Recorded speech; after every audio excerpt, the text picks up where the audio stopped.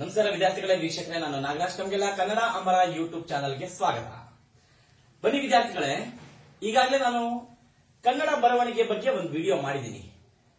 ಕನ್ನಡ ಕಲಿಕೆಯಲ್ಲಿ ನೀವು ಹಿಂದುಳಿದಿದ್ದೀರಾ ಅಂತ ಹೇಳ್ಬಿಟ್ಟು ಆ ವಿಡಿಯೋಗೆ ಒಂದು ಹೆಸರು ಕೊಟ್ಟಿದ್ದೆ, ವಿಡಿಯೋ ಮಾಡಿದ್ದೀನಿ. ಅದರಲ್ಲಿ ಏನು ಮಕ್ಕಳು ತಪ್ಪು ಮಾಡ್ತಾ ಹೋಗ್ತಾರೆ ಕನ್ನಡ ಬರಿಬೇಕಾದ್ರೆ ಅದ್ರ ಬಗ್ಗೆ ಹೇಳಿದ್ದೀನಿ. ಮತ್ತೆ ನಾನು ನೋಡ್ತಾ ಹೋದೆ ಶಾಲೆಗಳಲ್ಲಿ ಅಥವಾ ಮಕ್ಕಳು ಬರಿಬೇಕಾದ್ರೆ, ಅದರಲ್ಲೂ ಚಿಕ್ಕ ಮಕ್ಕಳು ಕನ್ನಡವನ್ನ ಬರಿಬೇಕಾದ್ರೆ, ಅದರಲ್ಲೂ ಆಂಗ್ಲ ಮಾಧ್ಯಮದಲ್ಲಿ ಓದ್ತಕ್ಕಂತಹ ಮಕ್ಕಳು ಕನ್ನಡವನ್ನ ಬರಿಬೇಕಾದ್ರೆ ಏನೆಲ್ಲ ತಪ್ಪು ಬರಿತಾ ಹೋಗ್ತಾರೆ ಅಂತ ನೋಡ್ತಾ ಇರಬೇಕಾದ್ರೆ ನನಗೆ ಕೆಲವೊಂದು ತಪ್ಪುಗಳು ಕಂಡು ಬಂದವು. ಆ ತಪ್ಪುಗಳ ಇವತ್ತು ನಿಮ್ಮ ಹತ್ರ ಹಂಚ್ಕೊತೀನಿ, ಮತ್ತೆ ಹೇಗೆ ಬರಿಬೇಕು ಅನ್ನೋದನ್ನ ಹೇಳ್ಕೊಡ್ತೀನಿ. ಏನ್ ತಪ್ಪನ್ನ ಬರೀತಾರೆ ಅದನ್ನ ಹೇಗೆ ಸರಿ ಮಾಡ್ಕೋಬೇಕು ಅನ್ನೋದನ್ನ ಹೇಳ್ಕೊಡ್ತಾ ಇದ್ದೀನಿ. ಮೊದಲು ನಾನು ಕನ್ನಡ ವರ್ಣಮಾಲೆಗೆ ಬರ್ತಾ ಇದ್ದೀನಿ. ಕನ್ನಡ ವರ್ಣಮಾಲೆಯಲ್ಲಿ ಮಕ್ಕಳು ಏನ್ ತಪ್ಪು ಬರೀತಾರೆ ಅದು ಬಹಳ ಮುಖ್ಯ. ನಾವು ಕನ್ನಡ ವರ್ಣಮಾಲೆ ಹೇಳ್ಕೊಟ್ಬಿಡ್ತೀವಿ, ಕನ್ನಡ ವರ್ಣಮಾಲೆ ಬರೆಯಿರಿ ಅಂತ ಹೇಳ್ಬಿಟ್ಟು ಹೇಳ್ಕೊಟ್ಬಿಡ್ತೀವಿ. ಆದ್ರೆ ನಾನು ಕೆಲವೊಂದು ಅಕ್ಷರಗಳನ್ನ ಬರೆದಿದ್ದೀನಿ. ಇವು ಕನ್ನಡ ವರ್ಣಮಾಲೆ ಬಹಳ ಮುಖ್ಯವಾಗಿರ್ತಕ್ಕಂಥ ಅಕ್ಷರಗಳು. ಎಲ್ಲಾ ಅಕ್ಷರಗಳು ಮುಖ್ಯನೇ, ಆದರೆ ಬರವಣಿಗೆಗೆ ನೋಡಿದಾಗ, ಬರವಣಿಗೆಯ ಬಗ್ಗೆ ತಿಳ್ಕೋಬೇಕು ಅಂದಾಗ ಈ ಅಕ್ಷರಗಳು ಬಹಳ ಮುಖ್ಯವಾಗಿರ್ತಕ್ಕಂಥ ಅಕ್ಷರಗಳು. ಅದಕ್ಕೆ ನಾನು ಇದನ್ನ ಬೋರ್ಡ್ ಮೇಲೆ ಬರೆದಿದ್ದೀನಿ. ಹಾಗಾದ್ರೆ ನಾನು ಮೊದಲನೇ ಅಕ್ಷರ ಆ ಬರೆದಿದ್ದೀನಿ. ಇದನ್ನ ಹೀಗೆ ಬರೀಬೇಕು. ಆದ್ರೆ ಈಗಿನ ಮಕ್ಕಳು ಏನ್ ಮಾಡ್ತಾರೆ ಅಂತ ಹೇಳಿದ್ರೆ, ದೊಡ್ಡವರಾಗಿ ಹೀಗೆ ಬರೆಯೋದು ಅಥವಾ ಇದನ್ನ ಮೇಲ್ ತಗೊಂಡ ಹಿಂಗ್ ಮಾಡೋದು, ಈ ರೀತಿಯಾಗಿರ್ತಕ್ಕಂಥ ಅಕ್ಷರಗಳನ್ನ ಬರೀತಾರೆ. ಇದನ್ನ ಚಿಕ್ಕ ವಯಸ್ಸಿನಲ್ಲೇ ತಿದ್ದುಬಿಡ್ಬೇಕು. ನಾನು ಪಾಲಕರಿಗೆ ಮತ್ತು ಪೋಷಕರಿಗೆ ಕೇಳ್ಕೊತಾ ಇದ್ದೀನಿ, ಮಕ್ಕಳು, ಚಿಕ್ಕ ಮಕ್ಕಳು ಈ ರೀತಿ ಅಕ್ಷರಗಳನ್ನ ಬರಿತಾ ಇರಬೇಕಾದ್ರೆ, ಅದು ಯಾವುದೇ ಅಕ್ಷರ ಆಗಿರ್ಲಿ, ನಾನು ಗಮನಿಸಿದಂಗೆ ಈ ಅಕ್ಷರಗಳನ್ನ ಹೀಗೆ ಬರೀತಾರೆ. ಎಲ್ಲಾ ಅಕ್ಷರಗಳು ಹಾಗೆ ಬರ್ತಾರೆ. ಕೆಲವೊಂದು ಸೊಟ್ಟ ಎಲ್ಲ ಬರೆಯೋದು ಮಾಡ್ತಾರೆ, ಕೆಲವು ಮೇಲೆ, ಕೆಲವು ಕೆಳಗಡೆ, ತಮಗೆ ತಿಳಿದಂಗೆ ಬರೀತಾರೆ. ಆದರೆ ಇದೇ ರೀತಿ ಆನ ಹೀಗೆ ಬರಿಬೇಕು ಅಂತ ನಾವು ಮಕ್ಕಳಿಗೆ ಹೇಳ್ಕೊಡ್ಬೇಕು. ಆನ ಹೀಗೆ ಬರಿಬೇಕು ಅಂತ ನಾವು ಮಕ್ಕಳಿಗೆ ಹೇಳ್ಕೊಡ್ಬೇಕು. ಹೇಗೆ ಅಂತ ಹೇಳಿದ್ರೆ, ನೋಡಿ, ಇಲ್ಲಿಂದ ತಗೊಂಡು ಹೋದ್ರೆ ಅದು ಹಿಂಗೆ ಬಂದು ಹಿಂಗೆ ಬರ್ಬೇಕದು. ಇದಕ್ಕೆ ಕರೆಕ್ಟ್ ಆಗಿರ್ಬೇಕದು, ಹೌದಾ? ಹಿಂಗ್ ಬರೆಯಂಗಿಲ್ಲ, ಅದು ಬರೀ ಕೂಡ್ದು ಒಂದು. ಎರಡನೇದು ನೋಡಿ, ಹೂ ಅಂತಕ್ಕಂಥ ಅಕ್ಷರ ಇದೆ. ಅದು ಅಷ್ಟೇ, ನಾನು ಬಹಳ ಸರಿ ಅಬ್ಸರ್ವ್ ಮಾಡಿದೀನಿ, ನೋಡಿದೀನಿ. ಮಕ್ಕಳು ಹೆಂಗ್ ಬರೀತಾರೆ ಅಂತ ಹೇಳಿದ್ರೆ, ಹಿಂಗೆ ಹಿಂಗ್ ಮೇಲ್ ತಗೊಂಡು ಹಿಂಗೆ ಮಾಡ್ತಾರೆ, ಹೌದಾ? ಇಲ್ಲಿ ತಗೊಂಡು ಹಿಂಗ್ ಮಾಡ್ತಾರೆ. ಇದು ಬಹಳ ತಪ್ಪು. ಇದು ಸೊ ಹೆಂಗ್ ಬರಿಬೇಕು ನಾನು ಇಲ್ಲಿ ಬರ್ದಿದ್ದೆ ನೋಡಿ. ಹೂನ ಇದೇ ರೀತಿ ಬರಿಬೇಕು. ಹೇಗೆ ಅಂದ್ರೆ, ಇಲ್ಲಿಂದ ಸ್ಟಾರ್ಟ್ ಮಾಡಿದ್ರೆ ಇದು ಪೂರ್ತಿ ನೋಡಿ, ಪೂರ್ತಿ ಹಿಂಗೆ ಬರಿಬೇಕದು. ಇದು ಹೂ ಹಿಂಗೆ ಆಗ್ಬೇಕು.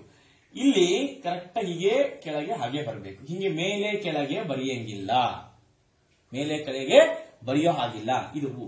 ಇನ್ನು ಏ ನೋಡಿ, ಏ ಬರಿತಕ್ಕಂಥದ್ದು ನಾನು ಬಹಳ ಸರಿ ನೋಡಿದೀನಿ. ಮಕ್ಕಳು ಹ್ಯಾಕ್ ಬರೀತಾರೆ ಏ ಅಂದ್ರೆ ಹಿಂಗೆ. ಅದು ಎಲ್ಲಿವರೆಗೂ ಬರಬೇಕು ಅಂತ, ಇಲ್ಲಿವರೆಗೂ ಬರ್ಬೇಕದು ಪೂರ್ತಿ. ಇಲ್ಲಿವರೆಗೂ ಬಂದು ಹಿಂಗ್ ಮಾಡಿ ಆಮೇಲೆ ಹಿಂಗ್ ಮಾಡ್ಬೇಕದು. ಏನ ಈ ರೀತಿನೇ ಬರಿಬೇಕು. ಕೊನೆ ಪಕ್ಷ ಈ ರೀತಿ ಬರೀಲಿಕ್ಕೆ ಆಗಲ್ಲ. ನಾವು ಅಂತೀವಿ ಅಷ್ಟೇ, ಬರಿಬೇಕಾದ್ರೆ ಆದ್ರೆ ಬಹಳ ಫಾಸ್ಟ್ ಆಗಿ ಬರಿಬೇಕಾದ್ರೆ ಏನ್ ಮಾಡ್ಬೇಕಂದ್ರೆ, ಕೊನೆ ಪಕ್ಷ ಅದು ಇಲ್ಲಿವರೆಗೂ ಹಿಂಗ್ ಬರಿಬೇಕು.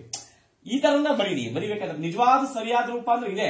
ನಾವು ಸಾಮಾನ್ಯವಾಗಿ ಬರಿಬೇಕಾದ್ರೆ, ಫಾಸ್ಟ್ ಆಗಿ ಬರಿಬೇಕಾದ್ರೆ ಅದೇನಾಗತ್ತೆ ಅಂತ ಹೇಳಿದ್ರೆ, ಹೇಗೆ ಬರೀತಾರೆ ಅಂದ್ರೆ ಮಕ್ಕಳು ಹಿಂಗ್ ಬರೆದು ಬಿಡ್ತಾರೆ, ಹಿಂಗೆ ತಗೊಂಡೋಗ್ಬಿಡ್ತಾರೆ. ಇಲ್ಲ, ಇಲ್ಲಿವರೆಗೂ ಬರ್ಬೇಕದು, ಬಂದ್ಬಿಟ್ಟು ಆಮೇಲೆ ಹಿಂಗ್ ಮಾಡಿ ಹಿಂಗ್ ಮರಿಬೇಕದನ್ನ.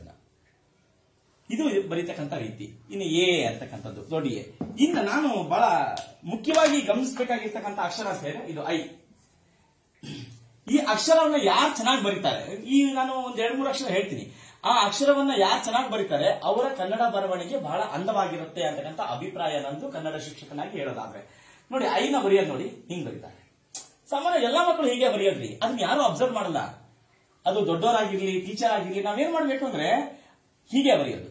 ಅದು ಹ್ಯಾಕ್ ಬರೀಬೇಕಂದ್ರೆ, ಇಲ್ಲಿ ನೋಡಿ, ಈ ತರ ಬರೆದ್ಬಿಟ್ಟು ಹಿಂಗೆ ಸ್ಟ್ರೇಟ್ ತಗೊಂಡ್ಬರಕ್ ಹೇಳ್ಬೇಕು ಮಕ್ಕಳಿಗೆ. ಇದು ಸೇಮ್ ಇರ್ಬೇಕಿದು.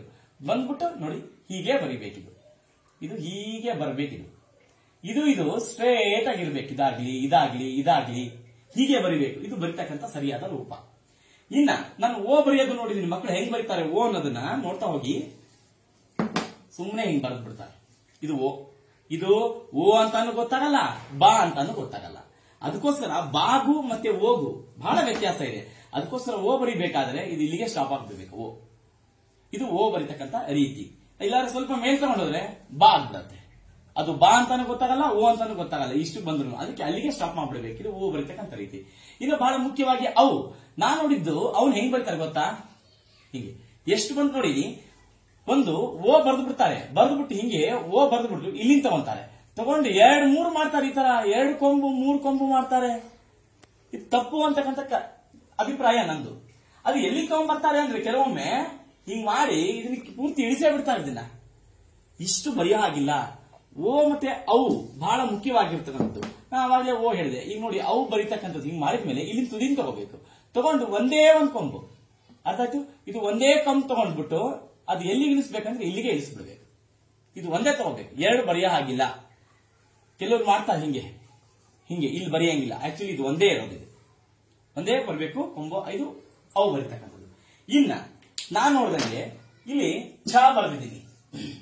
ಛ ಅಂತಕ್ಕಂಥ ಅಕ್ಷರ, ಛ ಮಹಾಪ್ರಾಣ. ಹೆಂಗ್ ಬರೀತಾರೆ? ಹಿಂಗ್ ಬರೀತಾರೆ. ತಪ್ಪಿರಿ ಇನ್ನು ಹೆಂಗ್ ಬರೀತಾರೆ ಅಂತ ಹೇಳಿದ್ರೆ ಅವ್ರಿಗೆ ಮನಸ್ಸಿಗೆ ಬಂದಂಗೆ, ಪಾಪ ತಪ್ಪು ಅಂತ ಹೇಳ್ತಾ ಇಲ್ಲ, ಹೀಗೆ. ಆದ್ರೆ ಬರೀತಕ್ಕಂಥ ರೀತಿ ಇದೆಯಲ್ಲ ಬಹಳ ಮುಖ್ಯವಾಗಿರ್ಬೇಕು. ನಾನು ಇಲ್ಲಿ ಬರ್ದಿದ್ದೀನಿ, ಇಲ್ಲಿಂದ ತಗೊಂಡ್ ಬಂದ್ರಿ ಅಂದ್ರೆ ಇದು ಹಿಂಗೇ ಬಂದು ಬರ್ಬೇಕು. ಇದು ಛ, ಇಲ್ಲಿ ಬರ್ದಿ ನೋಡಿ, ಇದು ಬರೀತಕ್ಕಂಥ ಛ. ಮತ್ತೆ ನ ಅಂತಕ್ಕಂಥದ್ದು ಹೇಗೆ ಬರೀತಾರೆ ಅಂತ ಹೇಳ್ತೀನಿ. ನ, ಅದಕ್ಕೆ ಈ ಅಕ್ಷರಗಳು ಬಹಳ ಮುಖ್ಯ.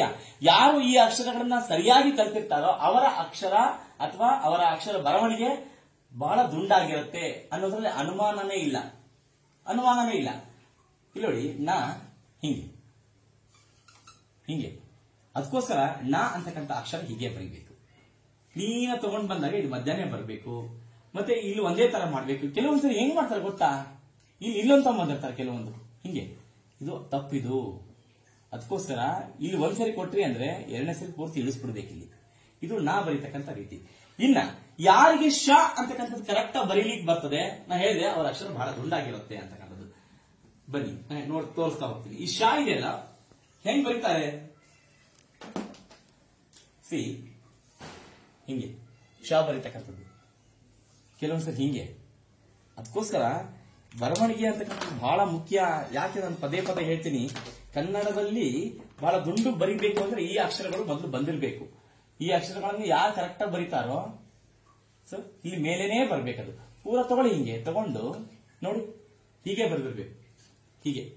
ಇನ್ನು ಹಾ ಅಂತಕ್ಕಂಥದ್ದು ಹೀಗೆ ಬರೀತಾರೆ ಕೆಲವರು. ನಾವು ಬರಿಬೇಕಾದ್ರೆ ಬರಿತೀವಿ, ಆದ್ರೆ ಕಲಿಬೇಕಾದ್ರೆ ಮಕ್ಕಳಿಗೆ ಕಲಿಸ್ಬೇಕಾದ್ರೆ ಹಾನ ಹೀಗೆ ಬಂದ್ಬಿಟ್ಟು ಹೀಗೆ ಬರ್ಬೇಕು ಅಂತ ಮಕ್ಕಳಿಗೆ ಹೇಳ್ಬೇಕದು. ಹಿಂಗ್ ಜೋಡ್ಸ ಹಾಗಿಲ್ಲ, ತಪ್ಪಿದು, ತಪ್ಪು ಬರವಣಿಗೆ. ಹೀಗೆ ಬರೀಬೇಕು.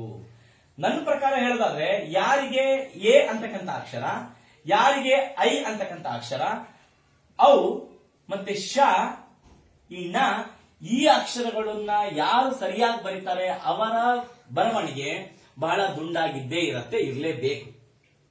ನನ್ನ ಅನುಭವದ ಪ್ರಕಾರ, ನನ್ನ ಅಭಿಪ್ರಾಯದಂತೆ ಈ ಅಕ್ಷರಗಳನ್ನು ನೀವು ಸರಿಯಾಗಿ ಬರ್ತಿದ್ರೆ ಅಥವಾ ಸರಿಯಾಗಿ ಕಲ್ತಿದ್ದೇ ಆದ್ರೆ ನಿಮ್ಮ ಅಕ್ಷರಗಳು ಬಹಳ ದುಂಡಾಗೇ ಇರ್ತವೆ, ಅದರಲ್ಲಿ ಅನುಮಾನ ಇಲ್ಲ. ಇದು ನಾನು ಕನ್ನಡ ವರ್ಣಮಾಲೆಯಲ್ಲಿ ನೋಡಿರ್ತಕ್ಕಂತಹ ಮಕ್ಕಳು ಬರೀತಕ್ಕಂತಹ ತಪ್ಪುಗಳು. ಇನ್ನ ನೋಡೋದಾದ್ರೆ ಕಾಗುಣಿತದಲ್ಲಿ ಏನ್ ಸರ್ ಈಗ ಬರ್ಕೊಂಡಿದ್ದೀರಾ ನೀವು, ಈಗ ಯಾಕೆ ಬರ್ಕೊಂಡಿದ್ದೀರಾ? ನಾನು ನೋಡಿದೆ ಮಕ್ಕಳು ಯಾವಾಗ ಒಂದ್ಸರಿ ನೋಟ್ಸ್ ತೆಗೆದು ನೋಡ್ತಾ ಇರ್ಬೇಕಾದ್ರೆ ಹಾಗೆ ನನಗೆ ಗಮನಕ್ಕೆ ಬಂತು, ಮಕ್ಕಳಿಗೆ ಯಾಕೆ ಕಾಗುಣಿತದಲ್ಲಿ ತಪ್ಪುಗಳಾಗ್ತವೆ ಅಂತ. ನಾವು ಸಾಮಾನ್ಯವಾಗಿ ಕಾಕಾ ಕಿಕ್ಕೆ ಹೇಳ್ಕೊಡ್ತೀವಿ ಕಾಗುಣಿತದಲ್ಲಿ. ಕ ಕಾ, ಕಿ ಕಿ, ಕು ಕು, ಕೆ ಕೆ, ಕೋ ಕೋ. ಇದರಲ್ಲಿ ಏನ್ ತಪ್ಪಾಗತ್ತೆ ಹಾಗಾದ್ರೆ? ನಾನು ಅವತ್ತು ನೋಡಿದೆ, ನಾನು ಹೇಳಿದೆ ಕ ಕಾ ಬರ್ದ್ರು, ಕಿ ಕಿ ಬರ್ದ್ರು, ಸರಿಯಾಗಿ ಇತ್ತು. ಇನ್ನು ಕು ಮತ್ತೆ ಕೂದಲ್ಲಿ ಏನ್ ತಪ್ಪಾಯ್ತು ಅಂತ ನೋಡಿದಾಗ ನನ್ನ ಗಮನಕ್ಕೆ ಬಂದಂಗೆ ಮಕ್ಕಳು ಏನ್ ಮಾಡಿದ್ರು ಅಂತ ಹೇಳಿದ್ರೆ, ಈಗ ನೋಡಿ ಇದು ಕು ಬರ್ದ್ರು, ಇನ್ನೊಂದು ಕೂ ಅಂತ ಬರೆಯಕ್ಕೆ ಹೇಳಿದ್ರೆ ದೀರ್ಘಾಕ್ಷರ ಅಂತ ಹೇಳ್ಬಿಟ್ಟು ಏನ್ ಮಾಡಿದ್ರು ಗೊತ್ತಾ, ಪಕ್ಕಕ್ಕೆ ದೀರ್ಘ ಕೊಟ್ಟರು. ಇದನ್ನ ಗಮನಿಸಬೇಕಾದ್ರೆ ನೀವು ಸಣ್ಣ ಮಕ್ಕಳು ಈ ತಪ್ಪು ಮಾಡ್ತಾ ಇದ್ದಾರೆ, ಬಹಳ ತಪ್ಪು ನಡೀತಾ ಇದೆ. ಇದು ಅವ್ರು ಏನ್ ಅನ್ಕೊಂಡಿದ್ದಾರೆ, ಇದು ದೀರ್ಘಾಕ್ಷರ ಅಂತ ಅನ್ಕೊಂಡ್ಬಿಟ್ಟು ಇಲ್ಲೇ ದೀರ್ಘಾಕ್ಷರ ಬರುತ್ತೆ ಅಂತ ಅವ್ರಿಗೆ ಗೊತ್ತಾಗ್ತಾ ಇಲ್ಲ. ಇದು ಕಾಕೊಂಬು ಕು, ಈ ಕಾಕೊಂಬನ್ ದೀರ್ಘ ಕು, ಇಲ್ಲೇ ದೀರ್ಘಾಕ್ಷರ ಬಂದ್ಬಿಟ್ಟಿದೆ ಅಂತ ಗೊತ್ತಾಗ್ತಾ ಇಲ್ಲ. ಅವರು ನಾವು ಎಳಿತೀವಲ್ಲ ಕೂ ಅಂತ, ಅವಾಗ ಈ ದೀರ್ಘ ಕೊಡ್ಬೇಕು ಅಂತ ಮಕ್ಕಳಲ್ಲಿ ಬಂದ್ಬಿಟ್ಟಿದೆ ತಲೆಯಲ್ಲಿ. ಸೊ ನಾನು ನೋಡಿದ್ದೀನಿ, ಮಕ್ಕಳು ನೋಟ್ಸ್ ತೆಗೆದು ನೋಡಿದ್ದೀನಿ, ಈ ತಪ್ಪುಗಳು ಮಕ್ಕಳಲ್ಲಿ ನಡೀತಾ ಇದೆ, ಆಗ್ತಾ ಇದೆ. ದಯವಿಟ್ಟು ಅರ್ಥ ಮಾಡ್ಕೊಳ್ಳಿ ಮಕ್ಕಳ. ಇದು ಸಣ್ಣ ಕೋ ಆದ್ಮೇಲೆ ನೀವು ಸಣ್ಣ ಕೂ ಬಂದ್ಮೇಲೆ ದೊಡ್ಡ ಕೂ ಅಂದ್ರೆ ಇದೆ. ಇದು ಕಾಕೊಂಬು ಕು, ಕಾಕೊಂಬು ದೀರ್ಘ ಕು ಅಂತ ಇಲ್ಲೇ ಬಂದ್ಬಿಟ್ಟಿದೆ ನೋಡಿ. ಇದನ್ನ ಏನ್ ಮಾಡ್ಬೇಕು ಅಂತ ಹೇಳಿದ್ರೆ ಇದನ್ನ ಸೇಮ್ ಬರೀತಿರಲ್ವಾ, ಇದು ಇಳಿಸ್ಬಿಟ್ರೆ ಇದೇ ದೀರ್ಘಾಕ್ಷರ. ಬಟ್ ಇದರಲ್ಲಿ ಗೊತ್ತಾಗತ್ತೆ ನೋಡಿ, ಇದು ಕೀ ಕೀ ಅಂದಾಗ ಸಣ್ಣ ಕೀ ಯಾವುದು, ದೊಡ್ಡ ಕೀ ಯಾವುದು ಅಂತ ನಾವು ನೋಡಿದಾಗ ಯಾವುದಕ್ಕೆ ದೀರ್ಘ ಇರಲ್ವಾ ಸಣ್ಣ ಕೀ, ಯಾವುದಕ್ಕೆ ದೀರ್ಘ ಬರುತ್ತೋ ದೊಡ್ಡ ಕೀ. ಆದ್ರೆ ಇಲ್ಲಿ ದೀರ್ಘ ಬರಲ್ಲ, ನಾನು ಹೇಳಿದ್ನಲ್ಲ ಇಲ್ಲಿ ದೀರ್ಘ ಬರಲ್ಲ, ಇದೇ ದೀರ್ಘಾಕ್ಷರ. ಇದೇನಾಗತ್ತೆ, ಇದು ಸಣ್ಣ ಕೂ ಬರ್ದ್ವೆ ದೊಡ್ಡಕ್ಕೂ ಬರಿಬೇಕಾದ್ರೆ ಇಲ್ಲಿ ಬಂದಂಗೆ ಇಲ್ಲಿ ದೀರ್ಘ ಬರಲ್ಲ, ಇಲ್ಲಿ ದೀರ್ಘ ಬಂತು ಬಟ್ ಇಲ್ಲಿ ದೀರ್ಘ ಇಲ್ಲ. ಯಾಕಂದ್ರೆ ಇದೇ ದೀರ್ಘಾಕ್ಷರ ಅನ್ನೋದನ್ನ ನಾವು ಮಕ್ಕಳಿಗೆ ಸರಿಯಾಗಿ ಹೇಳ್ಕೊಡ್ಬೇಕು. ಇಲ್ಲಿ ನಾನು ನೋಡಿದಂಗೆ ತಪ್ಪುಗಳು ಆಗ್ತಾ ಇದಾವೆ ಅಂತಕ್ಕಂಥದ್ದು ನನ್ನ ಗಮನಕ್ಕೆ ಬಂತು. ಇನ್ನ ನಾನ್ ನೋಡಿದಂಗೆ ಮಕ್ಕಳಿಗೆ ಒತ್ತಕ್ಷರಗಳು ಬಹಳ ತಪ್ಪು ಬರೀತಾರೆ ಮಕ್ಕಳು. ಒತ್ತಕ್ಷರಗಳನ್ನ ನಾವು ಯಾವಾಗ ಕನ್ನಡ ವರ್ಣಮಾಲೆ ಮತ್ತೆ ಕಾಗುಣಿತ ಕಲಿಸಿದ ಆದ ತಕ್ಷಣ ಒತ್ತಕ್ಷರಗಳು ಬಹಳ ಮುಖ್ಯ. ಒತ್ತಕ್ಷರಗಳು ಬಂತು ಅಂದ್ರೆ ಮಕ್ಕಳಿಗೆ ಕನ್ನಡ ಬರೀಲಿಕ್ಕೆ ಬರತ್ತೆ. ಅವನು 70-80% 90% ಕನ್ನಡ ಕಲಿತ ಬರವಣಿಗೆಯಲ್ಲಿ ತಪ್ಪಾಗ್ದೇನೆ ಬರಿತಾನೆ ಅಂತಕ್ಕಂಥದ್ದು. ಯಾಕೆ ಈ ಪದಗಳನ್ನ ಬರ್ಕೊಂಡಿದೀನಿ ನೋಡಿ. ಅಮ್ಮ ಅಂದಾಗ ಮಕ್ಕಳು ಆ ಬರೆದ್ಬಿಟ್ಟು ಏನ್ ಮಾಡ್ತಾರೆ, ಆ ಬರೀತಾರೆ. ಆ ಬರೆದು ಈ ಮಾ ಇದೆಯಲ್ಲ, ಮಾಗೆ ಮತ್ತೆ ಸಣ್ಣ ಮಾ ಬರೀತಾರೆ. ಯಾಕೆ ಅಂದ್ರೆ ನಾವು ಒತ್ತಕ್ಷರ ಕಲಿಸ್ಕೊಟ್ಟಿರಲಿಲ್ಲ. ಒತ್ತಕ್ಷರ ಅಂತಕ್ಕಂಥದ್ದು ಬಹಳ ಮುಖ್ಯ. ಇಲ್ಲಿ ಒತ್ತಕ್ಷರಗಳು ಬರ್ತವೆ. ಅಕ್ಕ ಅಂದಾಗ ನೋಡಿ, ಅಕ್ಕ ಅಂದಾಗ ಕಾಗೆ ಕಾ ಒತ್ತಕ್ಷರ ಬರುತ್ತೆ. ಆದ್ರೆ ಕೆಲವು ಒತ್ತಕ್ಷರಗಳಿಗೆ, ಕೆಲವು ಅಕ್ಷರಗಳಿಗೆ ಬೇರೆ ಒತ್ತಕ್ಷರಗಳಿದೆ. ತಾ ಆಗಿರ್ಬೋದು, ನಾ ಆಗಿರ್ಬೋದು, ರಾ ಆಗಿರ್ಬೋದು, ಯಾ ಆಗಿರ್ಬೋದು, ಮಾ ಆಗಿರ್ಬೋದು, ಇವುಗಳಿಗೆ ಬೇರೆ ಒತ್ತಕ್ಷರಗಳಿದಾವೆ. ಅದನ್ನ ಮೊದಲು ಏನ್ ಮಾಡ್ಬೇಕು ನಾವು, ಯಾವ ಅಕ್ಷರಕ್ಕೆ ಅದೇ ಒತ್ತಕ್ಷರ ಬರುತ್ತೋ ಅದು ಬಹಳ ಸುಲಭ ಅಂತ ಬರೆದು ಬಿಡ್ತಾರೆ. ಆದ್ರೆ ಈ ಒತ್ತಕ್ಷರಗಳನ್ನ ನಾವು ಹೇಳ್ಕೊಡ್ಬೇಕು. ಇದು ತಪ್ಪು, ಬರೀಕೂಡುದು. ನೋಡಿ, ಅದನ್ನು ಅವಾಗ ಏನ್ ಮಾಡ್ತಾರೆ, ಆ ದ ನೂ ಬರೆದ್ಬಿಟ್ಟು ಮತ್ತೆ ನಾ ಬರೀತಾರೆ. ನಾನು ಬಹಳ ಸರಿ ಗಮನಿಸಿದೀನಿ. ಯಾಕೆಂದ್ರೆ ಮಕ್ಕಳು ಒಂದು ಕಲ್ತಿರ್ಬಹುದು ಮಕ್ಕಳು, ಆದ್ರೆ ಮರ್ತು ಹೋಗ್ಬಿಡ್ತಾರೆ. ಪದೇ ಪದೇ ಇದನ್ನ ನೀವು ಒತ್ತಕ್ಷರಗಳನ್ನ ರೂಢಿ ಮಾಡಿಸ್ತಾ ಇರಬೇಕು. 1ನೇ ತರಗತಿ, 2ನೇ ತರಗತಿ, 3ನೇ ತರಗತಿ, 4ನೇ ತರಗತಿವರೆಗೂ ಇದು ಸ್ವಲ್ಪ ಪದೇ ಪದೇ ರೂಢಿ ಮಾಡಿ ಹೇಳಿದ್ರೆ ಮತ್ತೆ ಮುಂದಿನ ತರಗತಿಗಳಿಗೆ ಈ ತಪ್ಪುಗಳು ಆಗೋದಿಲ್ಲ. ಅದಕ್ಕೋಸ್ಕರ ಒತ್ತಕ್ಷರಗಳನ್ನ ಹಾಕೊಡ್ಬೇಕು ಮಕ್ಕಳಿಗೆ ಅಂತಕ್ಕಂಥದ್ದು. ಈಗ ಇನ್ನೊಂದು ನಾನು ಬರ್ದಿದ್ದೀನಿ ಇಲ್ಲಿ, ಆಪತ್ತು ಅಂತಿದೆ. ಇವಾಗಲೂ ಅಷ್ಟೇ ಆ ಬರೀತಾರೆ, ಪಾ ಬರೀತಾರೆ, ತೂ ಬರೆದ್ಬಿಟ್ಟು ಮತ್ತೊಂದು ತಾ ಬರುತ್ತೆ. ನಾನು ಇದು ಗಮನಿಸಿರ್ತಕ್ಕಂಥದ್ದು. ಅದಕ್ಕೋಸ್ಕರ ಒತ್ತಕ್ಷರಗಳನ್ನ ಹೇಳ್ಕೊಡ್ತಾ ಹೋಗಿ. ಇನ್ನ ಈ ರೀತಿ ಪದಗಳು ಬಂದಾಗ ಮಕ್ಕಳಿಗೆ ಬಹಳ ಕಷ್ಟ ಆಗ್ತದೆ. ಅಸ್ತ್ರ ಹೇಗ್ ಬರಿಬೇಕು ಅಂದಾಗ ನಾನು ನೋಡಿದೆ ಅವತ್ತು ಯಾವ್ದೋ ಒಂದು ಮಗು ಹೀಗ್ ಬರ್ದಿತ್ತು. ಅದು ಹೆಂಗ ಅಂದ್ರೆ ಹೇಳ್ಕೊಂತ ಹೋಗ್ತಾರೆ ಮಕ್ಕಳು. ಆ ಹೇಳ್ತಾರೆ, ಸಾ ಹೇಳ್ತಾರೆ, ಅಸ್ತ್ರ ನೋಡಿ. ಅಥವಾ ಇದಕ್ಕೆ ಏನ್ ಮಾಡ್ತಾರೆ, ಹಿಂಗ್ ಕೊಡ್ತಾರೆ, ಅಸ್ತ್ರ. ಅವ್ರು ಮಾಡ್ಕೊಳ್ಳೋ ರೀತಿ, ಅವ್ರು ಬರ್ಕೊಳ್ಳೋ ರೀತಿ. ಅದಕ್ಕೆ ಅಸ್ತ್ರ ಅಂದಾಗ ಮೊದಲು ಮಗುಗೆ ಆ ಬರೆಯಕ್ಕೆ ಹೇಳ್ಬೇಕು. ಬರೀತಾ ಸ್ತ್ರ ಅಂತ ಹೇಳಕ್ ಹೇಳ್ಬೇಕು. ಸ್ತ್ರ ಅಂದಾಗ ಎಷ್ಟಕ್ಷರ ಬಂತು ಅಂತ ಮಕ್ಳಿಗೆ ಕೇಳಿದಾಗ, ಸ್ತ್ರ ಅಂದಾಗ ಒಂದೊಂದೇ ಅಕ್ಷರ, ಅದರಲ್ಲೇ ಎಷ್ಟಕ್ಷರ ಇದಾವೆ ಹೇಳು ಅಂತ ಹೇಳ್ಬೇಕು. ಅವಾಗ ಮಗು ಹೇಳುತ್ತೆ ಸ್ತ್ರ ಅಂದಾಗ 3 ಅಕ್ಷರ ಇದಾವೆ. ಅಂದ್ರೆ ಮೊದಲನೇ ಅಕ್ಷರ ಯಾವುದು ಅಂದಾಗ ಮಗು ಹೇಳುತ್ತೆ ಸಾ ಬಂತು ಅಂತ. ಅದಾದ್ಮೇಲೆ ಏನ್ ಬಂದ್ರು ಒತ್ತಕ್ಷರ ಅಂತಾನೆ ಹೇಳ್ಬೇಕು. ಅದಕ್ಕೆ ಯಾಕಂದ್ರೆ ಎಷ್ಟೇ ಬಂದ್ರು, 2 ಬಂದ್ರು, 3 ಬಂದ್ರು ಒತ್ತಕ್ಷರ. ಅದಾದ್ಮೇಲೆ ಏನ್ ಬಂತು ನೆಕ್ಸ್ಟ್ ತ, ಅದಾದ್ಮೇಲೆ ಏನ್ ಬಂತು ರ. ಹೀಗೆ ಮಕ್ಕಳಿಗೆ ಬರೆಯಕ್ಕೆ ಹೇಳ್ಬೇಕು. ನಾನು ಅವತ್ತು ನೋಡಿದೆ, ಒಂದ್ ಮಗು ಈ ಪದವನ್ನ ಬಹಳ ತಪ್ಪು ಬರ್ದಿತ್ತು. ನಾನು ಬರ್ಕೊಂಡಿದ್ದೀನಿ ನೋಡಿ, ಇಲ್ಲಿ ರಾಷ್ಟ್ರ ಅಂತ ಬರ್ಕೊಂಡಿದ್ದೀನಿ.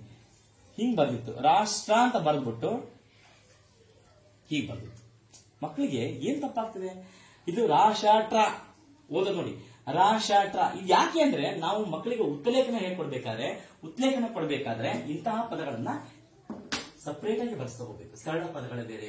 10 ಉತ್ಲೇಖನ ಹೇಳಿದ್ರೆ ಒಂದು 5 ಸರಳ ಪದ, 1 ಒತ್ತಕ್ಷರ ಇರ್ತಕ್ಕಂಥ 1-2, 2-3 ಒತ್ತಕ್ಷರ ಇರ್ತಕ್ಕಂಥ 1-2 ಪದ ಹೇಳ್ಬೇಕ್ರಿ. ಆವಾಗ ಮಕ್ಕಳಿಗೆ ಎಲ್ಲಾ ಪದಗಳು ಬರೀಲಿಕ್ಕೆ ಬರ್ತದೆ. ಅವಾಗ ಹೇಳ್ಬೇಕು. ಮೊದಲು ರಾ ಬಂದಾಗ ರಾಶ್ ಹೇಳ್ಬಿಡು. ಮೊದಲನೇ ಅಕ್ಷರ ರಾ ತಕ್ಷಣ ಏನ್ ಬಂತು, ಶಾ ಬಂತು, ಅದು ಪೂರ್ತಿ ಬರೀಬೇಕು. ಇನ್ನು ಎಷ್ಟೇ ಒತ್ತಕ್ಷರ ಬಂದ್ರು ಅದು ಒತ್ತಕ್ಷರ ಆಗ್ಬೇಕು. ರಾಷ್ಟ್ರ ಟಾ ಆದ್ಮೇಲೆ ರಾ ಒತ್ತಕ್ಷರ. ಹೀಗೆ ಬರೆಯಕ್ಕೆ ಹೇಳ್ಬೇಕು. ಸ್ನೇಹ ನಾ ಬರಿಬಾರ್ದು, ಒತ್ತಕ್ಷರ ಬರಿಬೇಕು. ಇನ್ನೊಂದು ಬರ್ದಿ ನೋಡಿ, ತಬ್ಬಿಬ್ಬಾಗು ಅಂತ ಬರ್ದಿದ್ನಿ. ತಬ್ಬಿಬ್ಬಾಗು ಅಂದ್ರೆ ಎಷ್ಟು ಒತ್ತಕ್ಷರ ಬರ್ತವೆ ಮಕ್ಕಳಿಗೆ, 2 ಬಂತೋ 3 ಬಂತೋ ಗೊತ್ತೇ ಆಗಲ್ಲ. ತಬ್ಬಿಬ್ಬಾಗು ಅಂತ ಬರೆದು ಬಿಟ್ಟು ತಬ್ಬಿ, ಇದಕ್ಕೆ ಒತ್ತಕ್ಷರ ಕೊಡ್ತಾರೆ, ಇದಕ್ಕೆ ಒತ್ತಕ್ಷರ ಕೊಡಲ್ಲ. ತಬ್ಬಿಬ್ಬಾಗು. ಯಾಕೆ ಹಿಂಗೆ ಅಂತ ಹೇಳಿದ್ರೆ ಮಕ್ಕಳು ನಾವು ಹೇಳಿದ್ದನ್ನ ಸರಿಯಾಗಿ ಕೇಳಿಸ್ಕೊತಾ ಇಲ್ಲ ಅಂತ ಒಂದು, ಅಥವಾ ಕೇಳಿಸ್ಕೊಂಡ್ಮೇಲೆ ಅವ್ರಿಗೆ ಗೊಂದಲ ಆಗ್ತಾ ಇದೆ ಬರವಣಿಗೆಯಲ್ಲಿ. ತಬ್ಬಿ ಎಲ್ಲಿ ಒತ್ತಿ ಹೇಳ್ತೀವೋ ಅಲ್ಲಿ ಒತ್ತಕ್ಷರ ಕೊಡಿ ಅಂತ ಮಕ್ಕಳಿಗೆ ಹೇಳ್ಬಿಡಿ. ನಾನು ಹಿಂದಿನ ಒಂದು ವಿಡಿಯೋದಲ್ಲಿ ಹೇಳಿದ್ದೀನಿ. ಬಟ್ ಈ ತರ ಪದಗಳನ್ನ ನಾನು ಹೇಳಿರ್ಲಿಲ್ಲ. ನನಗೆ ಯಾವಾಗ ಮಕ್ಕಳು ಬರಿಬೇಕಾದ್ರೆ ತಪ್ಪುಗಳು ನೋಡ್ತಾ ಇದ್ನೋ, ನನಗೆ ಅವಾಗ ಅದಕ್ಕೆ ಒಂದು ಪಟ್ಟಿ ಮಾಡ್ಕೊಂಡೆ, ಎಲ್ಲದ ಮಕ್ಕಳು ತಪ್ಪು ಮಾಡ್ತಾ ಇದ್ದಾರೆ ಅಂತ ಹೇಳ್ಬಿಟ್ಟು ಅದನ್ನ ನಿಮ್ ಗಮನ ತರಬೇಕು ಅಂತ ಇಷ್ಟ ಆಯ್ತು. ಅದಕ್ಕೆ ವಿಡಿಯೋ ಮಾಡ್ತಾ ಇದ್ದೀನಿ. ತಬ್ಬಿಬ್ಬಾಗು, ತಬ್ಬಿಬ್ಬಾಗು ಅಷ್ಟೇ ಇದು. ತಬ್ಬಿಬ್ಬಾ ಅದನ್ನು ಒತ್ತಿ ಹೇಳ್ತೀವಿ, ಒತ್ತಕ್ಷರ ಕೊಡ್ಬೇಕು ಅಂತ ಮಕ್ಕಳು ಕೇಳ್ಬೇಕು. ಇಂತಹ ಬಂದಾಗ ಮಕ್ಕಳಲ್ಲಿ ಗೊಂದಲ ಉಂಟಾಗತ್ತೆ. ಇನ್ ನೋಡಿ, ನಾನು ಇನ್ನೊಂದು ಪದ ತೆಗೆದುಕೊಂಡಿದ್ದೀನಿ, ನನ್ನನ್ನು ಅಂತ. ಮಕ್ಕಳು ಏನ್ ಮಾಡ್ತಾರೆ, ನ ಇಲ್ಲೂ ನನ್ನನ್ನು ಒಬ್ಬ 3ಕ್ಕೂ ಒತ್ತಕ್ಷರ ಕೊಟ್ಟ ಹುಡುಗ. ನಾನು ಈ ಉತ್ಲೇಖನ ಹೇಳಿದೆ ಮಗುಗೆ, 3ಕ್ಕೂ ಒತ್ತಕ್ಷರ ಕೊಟ್ಟ. ಹಾಗಾದ್ರೆ ಮಕ್ಕಳಿಗೆ ಹೇಳ್ಬಿಡಿ, ಸಾಮಾನ್ಯವಾಗಿ ಮೊದಲನೇ ಅಕ್ಷರ ಒತ್ತಕ್ಷರ ಬರಲ್ಲ. ಇದು ಮಕ್ಕಳಿಗೆ ಹೇಳ್ಬಿಡಿ ದಯವಿಟ್ಟು. ನನ್ನನ್ನು ಇಲ್ಲ, ಅದ್ ನೋಡಿ, ನನ್ನನ್ನು ಹೇಳ್ಬೇಕಾದ್ರೆ ಅನ್ಸುತ್ತೆ ನನ್ನನ್ನು, ಆದ್ರೆ ಬಹಳ ಸೂಕ್ಷ್ಮವಾಗಿ ಕೇಳಿಸ್ಕೊಳ್ಳಿ ಮಕ್ಕಳ ಅಂತ ಹೇಳ್ಬಿಟ್ಟು ಇಂತಹ ಅಕ್ಷರಗಳನ್ನ ಪ್ರಾಕ್ಟೀಸ್ ಮಾಡಿಸ್ಬೇಕು. ನನ್ನನ್ನು ಎಷ್ಟನೇ ಅಕ್ಷರಕ್ಕೆ ಒತ್ತಿ ಹೇಳಿದೆ? ಎರಡನೇ ಅಕ್ಷರಕ್ಕೆ. ಮೊದಲನೇ ಅಕ್ಷರ ಒತ್ತಕ್ಷರ ಬರಲ್ಲ. ಮಕ್ಕಳಿಗೆ ಹೇಳ್ಬಿಡ್ಬೇಕು, ಸಾಮಾನ್ಯವಾಗಿ ಬರಲ್ಲ. ಯಾಕಂದ್ರೆ ಇದು ಕಲಿಸೋ ಹಂತ ಇದು. ನಾವು ಈ ಕಲಿಕಾ ಹಂತದಲ್ಲಿ ಬಹಳ ಮುಖ್ಯವಾಗಿ ಗಮನಿಸಬೇಕಾದಂತ ಅಂಶಗಳು ಇವೆಲ್ಲ. ಸಾಮಾನ್ಯವಾಗಿ ಮಕ್ಕಳಿಗೆ ಮೊದಲನೇ ಅಕ್ಷರ ಒತ್ತಕ್ಷರ ಸಾಮಾನ್ಯವಾಗಿ ಬರಲ್ಲ, ಸ್ವಲ್ಪ ರೂಢಿ ಮಾಡ್ಕೊಳ್ಳಿ, ಗಮನ ಇಟ್ಟು ಕೇಳಿಸ್ಕೊಳ್ಳಿ ಅಂತ ಹೇಳ್ಬಿಟ್ಟು 3ಕ್ಕೂ ಒತ್ತಕ್ಷರ ಕೊಡದೇನೆ ಇದು ಸರಿಯಾದ ಉತ್ತರ ಅಂತ ಮಕ್ಕಳಿಗೆ ಹೇಳ್ಬೇಕು. ಇನ್ನ ನಾನು ನೋಡಿದೆ, ಇದು ಪ್ರವಚನ ಅಂದಾಗ ಮಗು ಏನ್ ಮಾಡುತ್ತೆ, ಇಂಥ ತಪ್ಪುಗಳು ನೋಡಿ ನಾನು ನಿಶ್ಚಯ ಮಾಡ್ಬಿಟ್ಟಿದ್ದೀನಿ. ಅದಕ್ಕೋಸ್ಕರ ನೋಡಿ ಹೆಂಗೆ ಬರೀತಾರೆ ಪ್ರವಚನ ಅಂತ ಕೊಟ್ಟಾಗ ಮಕ್ಕಳಿಗೆ 2 ಬಹಳ ಸಮಸ್ಯೆ ಆಗ್ತದೆ. ಏನಪ್ಪಾ ಅಂದ್ರೆ, ಒಂದು ರಾ ಒತ್ತಕ್ಷರ, ಇನ್ನೊಂದು ಅರ್ಕ ಒತ್ತಕ್ಷರ ಬಹಳ ಸಮಸ್ಯೆ ಆಗ್ತದೆ. ಈ ಪದ ಬಂದಾಗ ಸಾಮಾನ್ಯವಾಗಿ ನಾನು ನೋಡಿದಾಗ ನೋಡ್ಸೋದು ಹೆಂಗಿತ್ತಪ್ಪ ಅಂತ ಹೇಳಿದ್ರೆ, ಪ್ರವಚನ ಅಂತಕ್ಕಂಥ ಪದ ಹೀಗಿತ್ತು. ಪ್ರವಚನ ಅಂದ್ರೆ ಆ ಮಗು ಹೆಂಗ್ ಕೇಳಿಸ್ಕೋತ ಗೊತ್ತಿಲ್ಲ, ಅಥವಾ ಏನೋ ಕನ್ಫ್ಯೂಸ್ ಇರ್ಬೇಕೇನೋ, ಹಿಂಗ್ ಬರ್ದ್ಬಿಡ್ತು ಪರ್ವಚನ. ಸಾಮಾನ್ಯವಾಗಿ ರಾವತ್ತು ಮತ್ತೆ ಅರ್ಕಾವತ್ತು ಬಹಳ ಬೇಗ ಗೊತ್ತಾಗಲ್ಲ ಮಕ್ಕಳಿಗೆ. ಇದು ನಾವು ಹೇಳ್ಕೊಡ್ಬೇಕು. ಅರ್ ಅಂತ ಬಂದಾಗ ಮಾತ್ರ ಅರ್ಕಾವತ್ತು, ರಾ ಬಂದಾಗ ಮಾತ್ರ ರಾವತ್ತು ಅಂತ ಮಕ್ಕಳಿಗೆ ಹೇಳ್ಕೊಡ್ಬೇಕು. ಈ ರೀತಿಯಾಗಿರ್ತಕ್ಕಂತಹ ನೀವು ಏನ್ ಮಾಡ್ಬೇಕು, ಪದಗಳನ್ನ ಉತ್ತಲೇಖನದಲ್ಲಿ ಹೇಳ್ಬೇಕು. ಅವಾಗ ಪಾಗೆ ರಾವತ್ತು ಪ್ರವಚನ ಅಂತ ಹೇಳ್ಬೇಕು. ಹೀಗೆ ಬರಿಬೇಕು. ಪಾಗೆ ರಾವತ್ ಬರುತ್ತೆ, ಅರ್ಕಾವತ್ ಬರಂಗಿಲ್ಲ ಅಂತ ಹೇಳ್ಬೇಕು. ಇದು ಬಹಳ ಮುಖ್ಯ. ಇನ್ನು ನಿರ್ಗಮನ, ಇಲ್ಲೂ ಅಷ್ಟೇ ಇದೇ ರೀತಿ ಪದಗಳು ಬರ್ತಾ ಹೋಗ್ತವೆ. ನಾನು ಕರ್ನಾಟಕ ನೋಡಿ, ನಾನು ಮೊನ್ನೆ ನೋಡಿದೆ ಕರ್ನಾಟಕ. ಮಕ್ಕಳು ಹೆಂಗ್ ಬರೀತಾರೆ ಅಂತ ಹೇಳಿದ್ರೆ ಹೀಗೆ ಬರೀತಾರೆ, ವ್ಯಂಜನ ಬರ್ದ್ಬಿಟ್ಟು ಕರ್ನಾಟಕ.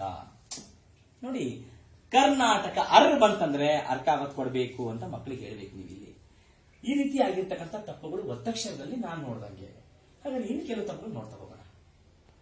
ಇನ್ನ ಪದ ಬರವಣಿಗೆ ಅಂತ ಬರ್ಕೊಂಡಿದ್ದೀನಿ. ಇದು ಬಹಳ ಮುಖ್ಯ ವಿದ್ಯಾರ್ಥಿಗಳ ವೀಕ್ಷಕರೇ, ನೋಡ್ತಾ ಹೋಗಿ. ನಾನು ಮಕ್ಕಳಿಗೆ ನೋಡಿದೆ, ಮಕ್ಕಳು ನೋಡ್ಸಲಿ, ಮನೆಯಿಂದ ಅಂತಕ್ಕಂಥದ್ದು ಬರೀಬೇಕಂತ ಹೀಗೆ ಬರೀಬೇಕು ನಾವು. ಮನೆಯಿಂದ ಅಂತಕ್ಕಂಥ ಪದವನ್ನ ಬರೀತಕ್ಕಂಥದ್ದು ಹೀಗೆ, ಕತ್ತಲೆಯಿಂದ ಬರೀತಕ್ಕಂಥದ್ದು ಹೀಗೆ. ಆದ್ರೆ ಮಕ್ಕಳು ಹೇಗೆ ಬರೀತಾರೆ, ಮಕ್ಕಳಿಗೆ ಎಲ್ಲಿ ಸಮಸ್ಯೆ ಆಗ್ತದೆ ಬರವಣಿಗೆಯಲ್ಲಿ? ಮನೆಯಿಂದ ಅಂತ ಬರಿಬೇಕಾದ್ರೆ ಒಂದ್ ಮಗು ಹೀಗೆ ಬರೆದ್ಬಿಡ್ತು, ಈ ಬರೆದ್ಬಿಡ್ತು. ಅಯ್ಯೋ, ಎಂತ ನನಗೆ ಬಹಳ ಬೇಜಾರಾಯ್ತು. ಎಲ್ಲಿ ಮಕ್ಕಳು ಎಡುತ್ತಾ ಇದ್ದಾರೆ, ಎಲ್ಲಿ ತಪ್ಪು ಮಾಡ್ತಾ ಇದ್ದಾರೆ, ನಾವು ಸರಿಯಾಗಿ ಗಮನಿಸಬೇಕಲ್ಲ. ಇಲ್ಲಿ ಯಾಕೆ ಈ ಬಂತು? ಮಕ್ಕಳಿಗೆ ಹೇಳ್ಬಿಡ್ಬೇಕು ಯಾವಾಗ್ಲೂ ಪದಗಳ ನಡುವೆ. ಇದು ನಾವು ಕರೆಕ್ಟ್ ಆಗಿ ಕೇಳಿಸ್ಕೊಳ್ಳಿ. ಪದಗಳ ನಡುವೆ ಯಾವತ್ತೂ ಈ ಬರಲ್ಲ, ಈ ಬರಲ್ಲ. ಮತ್ತೆ ಪದಗಳ ಪ್ರಾರಂಭದಲ್ಲಿ ಈ ಬರಲ್ಲ, ಸಾಮಾನ್ಯವಾಗಿ ಬರ್ತಕ್ಕಂಥದ್ದಲ್ಲ. ಬಹಳ ಕಡಿಮೆ ಬಂದ್ರು ಬರೋದಿಲ್ಲ. ಈ ರೀತಿ ಅದನ್ನ ಮಕ್ಕಳಿಗೆ ಮೊದಲೇ ಹೇಳ್ಬಿಡ್ಬೇಕು ನಾವು. ಅದಕ್ಕೆ ಮಕ್ಕಳು ಏನ್ ಮಾಡ್ತಾರೆ, ಮತ್ತೆ ನೋಡಿದೆ ನಾನು, ಮನೆಯಿಂದ, ಕತ್ತಲೆಯಿಂದ ಹೀಗೆ ಬರ್ಬಿಡ್ತು. ಕತ್ತಲೆಯಿಂದ ನಾನು ನೋಡಿದೆ ಮೊನ್ನೆ, ಒಂದ್ ಮಗು ಹೇಗೆ ಬರೀತು ಅಂದ್ರೆ ಕತ್ತಲೆಯಿಂದ, ಕತ್ತಲೆ. ಮಕ್ಕಳಿಗೆ ಈ ಬಂದಾಗ ಈ ಬರೀಬೇಕು ಅಥವಾ ಈ ಬರೀಬೇಕು ಅರ್ಥ ಆಗಲ್ಲ. ಅದಕ್ಕೆ ನೋಡಿ ಮಕ್ಕಳ, ಮಧ್ಯದಲ್ಲಿ ಯಾವತ್ತೂ ಈ ಬರಲ್ಲ, ತಿಳ್ಕೊಂಬಿಡಿ. ಪದಗಳ ಮಧ್ಯದಲ್ಲಿ ಬರಲ್ಲ, ಪ್ರಾರಂಭದಲ್ಲೇ ಬರುತ್ತೆ. ಇಲ್ಲಿ ಈ ರೀತಿನೇ ಬರುತ್ತೆ. ಅರ್ಥ ಆಯ್ತು? ಇನ್ನ ಇದು ಪ್ರಾರಂಭದಲ್ಲಿ ಬರಲ್ಲ ಸಾಮಾನ್ಯವಾಗಿ, ಅದಕ್ಕೋಸ್ಕರ ಈ ರೀತಿ ತಪ್ಪಾಗಬಾರ್ದು. ಇನ್ನೊಂದು ನೋಡಿದೆ ನಾನು, ಇದೊಂದು ನೋಡಿ, ಮೊದಲಾದವು ಅಂತ ನಾನು ಬರ್ಕೊಂಡಿದ್ದೀನಿ. ಇಲ್ಲಿ ಮೊದಲಾದವು ಅಂತ ಒಂದು ಪದ ಇದೆ. ಇಲ್ಲಿ ಯಾವಾಗಲೂ ಅಷ್ಟೇ ಈ ಬಿಟ್ಬಿಟ್ಟು ಈ ಬರೀತಾರೆ. ಮೊದಲಾದವು, ಮುಂತಾದವು, ಇಲ್ಲಿ ಬರೆದ್ಬಿಟ್ರು, ಈ ತೆಗೆದ್ಬಿಟ್ರು ಇಲ್ಲಿ ಬರೆದ್ಬಿಟ್ರು. ಇದು ಬರೆಯೋ ರೀತಿ ಅಲ್ಲ. ಇದು ಹಿಂಗೆ ಬರೀಬಾರ್ದು, ಊನೇ ಬರಿಬೇಕು. ಸ್ವಲ್ಪ ಅರ್ಥ ಮಾಡ್ಕೊಳ್ಬೇಕಿಲ್ಲಿ. ಮೊದಲಾದವು ಅಂದಾಗ ಒಂದ್ ಮಗು ಏನ್ ಮಾಡ್ಬಿಡ್ತು, ಮೊದಲಾದು ಬರ್ಬಿಡ್ತು. ಅದಕ್ಕೆ ಈ ಮತ್ತೆ ಇವು ಬರಲ್ಲ ಅಂತ ಹೇಳ್ಬಿಡ್ಬೇಕು. ಮಧ್ಯದಲ್ಲಿ ಎಲ್ಲೂ ಮತ್ತೆ ಕೊನೆಯಲ್ಲಿ ಬರಲ್ಲ, ಪ್ರಾರಂಭದಲ್ಲೇ ಬರ್ತಾವ. ಮಧ್ಯದಲ್ಲೂ ಬರಲ್ಲ, ಈ ತರ ಕೊನೆಯಲ್ಲೂ ಬರಲ್ಲ ಅಂತ ಮಕ್ಕಳಿಗೆ ಹೇಳ್ಬಿಡಿ. ಇನ್ನ ಈ ರೀತಿ ತಪ್ಪುಗಳಾದ್ಮೇಲೆ ಪದ ಬಿಡಿಸಿ ಬರೆಯುವುದು, ಇದೊಂದು ದೊಡ್ಡ ಸಮಸ್ಯೆ. ನಾನು ಮಕ್ಕಳಿಗೆಲ್ಲ ಪಾಠ ಮಾಡ್ತಿರ್ಬೇಕಾದ್ರೆ, ನೋಟ್ಸ್ ಕೊಡ್ತಾ ಇರ್ಬೇಕಾದ್ರೆ ಮಕ್ಕಳು ಕೇಳ್ತಾರೆ, ಸರ್ ಇದನ್ನ ಕೂರ್ಸಿ ಬರೀಬೇಕಾ ಬಿಡಿಸಿ ಬರೀಬೇಕಾ? 2 ಪದ 3 ಪದ ಬಂದ್ಬಿಡ್ತಂದ್ರೆ ಮಕ್ಕಳಿಗೆ ದೊಡ್ಡ ಸಮಸ್ಯೆ. ನಾನು ಬಹಳ ಸರಿ ಇದನ್ನ ಕೇಳಿದ್ದೀನಿ ಮಕ್ಕಳು ಬಾಯಿಂದ. ಸರ್ ಆ ಪದ 2 ಸೇರಿಸಿ ಬರೀಬೇಕಾ ಬಿಡಿಸಿ ಬರೀಬೇಕಾ ಅಂತ ಕೇಳಿದ್ರು. ಇದಕ್ಕೆ ಯಾಕೆ ಮಕ್ಕಳಲ್ಲಿ ಗೊಂದಲ ಉಂಟಾಗತ್ತೆ ಅಂತ ಹೇಳಿದ್ರೆ, ನಾನು ನೋಡಿದೆ, ಇಲ್ಲಿ ಕೆಲವು ಪದಗಳನ್ನ ಬರ್ದಿದ್ದೀನಿ, ಗದ್ಯ ಭಾಗ ಅಂತ ಬರ್ಕೊಂಡಿದ್ದೀನಿ. ಪದ್ಯ ಭಾಗ ಅಂತ ಬರ್ಕೊಂಡಿದ್ದೀನಿ, ಸಂಗೊಳ್ಳಿ ರಾಯಣ್ಣ ಅಂತ ಬರ್ಕೊಂಡಿದ್ದೀನಿ. ಯಾಕೆ ಈ ಪದಗಳನ್ನೇ ಬರ್ಕೊಂಡಿದ್ದೀನಿ ಅಂದ್ರೆ ನೋಡ್ತಾ ಹೋಗಿ, ನಾನು ತೋರಿಸ್ತೀನಿ ನಿಮಗೆ. ಪಠ್ಯ ಪುಸ್ತಕದಲ್ಲೇ ಇಷ್ಟು ಗೊಂದಲ ಇರಬೇಕಾದ್ರೆ ಮಕ್ಕಳಿಗೆ ಯಾಕೆ ಗೊಂದಲ ಆಗೋದಿಲ್ಲ ಅಂತಕ್ಕಂಥದ್ದು. 6ನೇ ಕ್ಲಾಸ್ ಪಠ್ಯ ಪುಸ್ತಕ, ಅದರಲ್ಲಿ 8ನೇ ಪದ್ಯ ಕಿತ್ತೂರ ಕೇಸರಿ ಅಂತಿದೆ. ಈ ಕಿತ್ತೂರ ಕೇಸರಿಯಲ್ಲಿ ಇಲ್ಲಿ ನೋಡಿ ಸಂಗೊಳ್ಳಿ ರಾಯಣ್ಣ ಅಂತಕ್ಕಂಥದ್ದು ಬಿಡಿಸಿಕೊಟ್ಟಿದ್ದಾರೆ. ಸಂಗೊಳ್ಳಿ ರಾಯಣ್ಣ ಬಿಡಿಸಿಕೊಟ್ಟಿದ್ದಾರೆ. ನಾ ಇನ್ನೊಂದು ಪುಸ್ತಕ ತೋರಿಸ್ತೀನಿ. ಇಲ್ಲೇ 5ನೇ ಕ್ಲಾಸ್ ಪುಸ್ತಕ ನನ್ನ ಕೈಯಲ್ಲಿದೆ. ಇಲ್ಲಿ ನೋಡಿ ಸಂಗೊಳ್ಳಿ ರಾಯಣ್ಣ ಅಂತಕ್ಕಂಥದ್ದು ಕೂಡಿಸ್ಕೊಟ್ಟಿದ್ದಾರೆ. ಹೌದಾ? ಅಲ್ಲಿ ಬಿಡಿಸಿದ್ರು, ಇಲ್ಲಿ ಕೂಡಿಸಿದ್ದಾರೆ. ನಾನು ಪದಗಳನ್ನು ತೋರಿಸ್ತೀನಿ ಬೇಕಾದ್ರೆ ನಿಮಗೆ. ಇಲ್ಲಿ ಸಂಗೊಳ್ಳಿ ರಾಯಣ್ಣ ಇದೆ ನೋಡಿ, ಸಂಗೊಳ್ಳಿ ರಾಯಣ್ಣ ಕೂಡಿಸೇ ಕೊಟ್ಟಿದ್ದಾರೆ. ಆದ್ರೆ ಇಲ್ಲಿ ಈ ಪಠ್ಯ ಪುಸ್ತಕದಲ್ಲಿ ಬಿಡಿಸ್ಕೊಟ್ಟಿದ್ದಾರೆ. ಹಾಗಾದ್ರೆ ಮಕ್ಕಳು ಯಾವುದನ್ನ ಫಾಲೋ ಮಾಡಬೇಕು? ಪಠ್ಯ ಪುಸ್ತಕದಲ್ಲೇ ಇಷ್ಟು ಗೊಂದಲ ಇರಬೇಕಂದ್ರೆ ಹಾಗಾದ್ರೆ ಸಂಗೊಳ್ಳಿ ರಾಯಣ್ಣನ ಕೂಡಿಸ್ ಬರಿಬೇಕಾ, ಬಿಡಿಸ್ ಬರಿಬೇಕಾ? ಇದು ಬಂತು ನನಗೆ. ಕೆಲವೊಮ್ಮೆ ಆಶ್ಚರ್ಯ ಆಗ್ಬಿಡುತ್ತೆ, ಮಕ್ಕಳಿಗೆ ಯಾಕೆ ಹೇಳ್ಬೇಕು ನಾವು? ಹೇಳಿದಾಗ ಮಕ್ಕಳು ಈ ಪ್ರಶ್ನೆ ಕೇಳ್ತಾರೆ. ನನಗೆ ಇನ್ನೊಂದು ಗೊಂದಲ ಉಂಟಾಯ್ತು. ನಾನು ಇಲ್ಲೇ ಒಂದು ಪದ್ಯ ನಿಮಗೆ ಪಠ್ಯ ಪುಸ್ತಕದಲ್ಲಿ ತೋರಿಸ್ತೀನಿ. ಇಲ್ಲಿ ನೋಡಿ ಗದ್ಯ ಭಾಗ ಅಂತ ಬಂದಾಗ ಇನ್ನ ಯಾಕೆ ಬರ್ಕೊಂಡಿದೆ ನೋಡಿ, ಇಲ್ಲಿ ಬಿಡಿಸಿಕೊಟ್ಟಿದ್ದಾರೆ ನೋಡಿ. ಗದ್ಯ ಭಾಗ ಬಿಡಿಸಿದಾರ ತಾನೆ? ಬಿಡಿಸಿದಾರ? ಇಲ್ಲೇ ನೋಡಿ ಪಕ್ಕದಲ್ಲಿ ತೋರಿಸ್ತೀನಿ ನಿಮಗೆ. ಇಲ್ಲಿ ನೋಡಿ ಗದ್ಯ ಭಾಗ ಏನ್ ಮಾಡಿದ್ದಾರೆ? ಕೂಡಿಸಿದ್ದಾರೆ. ಒಂದೇ ಪದ ಮಾಡಿದ್ದಾರೆ, ಇಲ್ಲಿ 2 ಪದ ಮಾಡಿದ್ದಾರೆ. ಹಾಗಾದ್ರೆ ಯಾಕೆ? ಹಾಗಾದ್ರೆ ಮಕ್ಕಳಿಗೆ ಯಾಕೆ ಗೊಂದಲ ಆಗಲ್ಲ? ಗೊಂದಲ ಆಗೇ ಆಗತ್ತೆ. ಪದ್ಯ ಭಾಗ ಅನ್ನೋದನ್ನ ಇಲ್ಲೇ ಬಿಡಿಸಿ ಬರೆದಿದ್ದಾರೆ.